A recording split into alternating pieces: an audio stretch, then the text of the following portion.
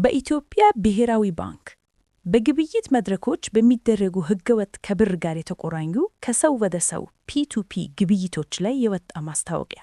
በአሁኑ የቁጥጥር ማዕቀፍ መሰረት በግብይት መድረኮች፣ በልውውጥ ማዕከላት ወይም ተመሳሳይ አገልግሎቶችና ምርቶች ላይ ከብር ጋር የተቆራኙ ከሰው ወደ ሰው ፒ2ፒ ዝግጅቶችን መጠቀም በኢትዮጵያ ብሔራዊ ባንክ በግልጽ ካልተፈቀደ በስተቀር የተከለከለ ነው።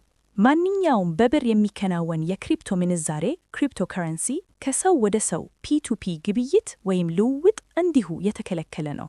በዲጂታልና በቨርቹዋል ሀብቶች ላይ ያለው ዓለም አቀፋዊ ፍላጎት እያደገ ቢመጣም ሕዝብ ጥንቃቄ እንዲያደርግና መረጃን መሰረት ያደረጉ ውሳኔዎችን እንዲያስተላልፍ ይመከራል። እነዚህ ገበያዎች ብዙ ጊዜ ከፍተኛ የዋጋ መዋዠቅ፣ ለውጭ ምንዛሬ ዋጋ ማጭበርበር ተጋላጭነት፣ ማጭበርበርና ስርቆት፣ የሥራ አፈጻጸም ስጋቶች እንዲሁም እንደ ገንዘብ ማጠብን መከላከልና የሽብርተኝነትን ፋይናንስ መዋጋት AML CFT ያሉ በመደበኛ የፋይናንስ ስርዓቶች ውስጥ የሚገኙ መሰረታዊ የጥበቃ እርምጃዎች የሌሉባቸው ናቸው። የቅርብ ጊዜ ዓለም አቀፍ ተሞክሮች እንደሚያሳዩት የተወሰኑ የፒ2ፒ መድረኮችና የክሪፕቶ ሀብት ልውውጥ ማዕከላት የፋይናንስና የቴክኒክ ችግሮች ገጥሟቸዋል። ይህም በአንዳንድ ሁኔታዎች ተጠቃሚዎች ገንዘባቸውን እንዳያገኙ ገድቧል። እንዲህ ያሉ ሁኔታዎች ሕዝቡ እነዚህ ሀብቶች ከፋይናንስ ዓላማቸውና ከስጋት የመሸከም አቅማቸው ጋር የሚጣጣሙ መሆናቸውን በጥንቃቄ መገምገም እንዳለባቸው ያሳያሉ።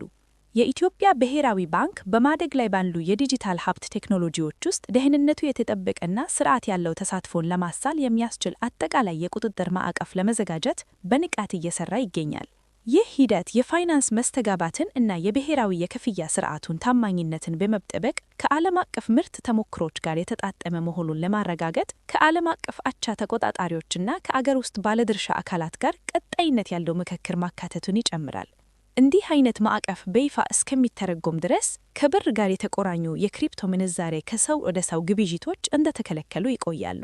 የኢትዮጵያ ብሔራዊ ባንክ የቴክኖሎጂ ፍኖች እያደጉ በሚሄዱ ወቅት ውስጥ ደንበኞችን ደህንነት ለመጠበቅና የተስተባባና ጤናማ የፋይናንስ ስርዓት ለመገንባት ያለውን ቁርጠኝነቱን በድጋሚ ያረጋግጣል።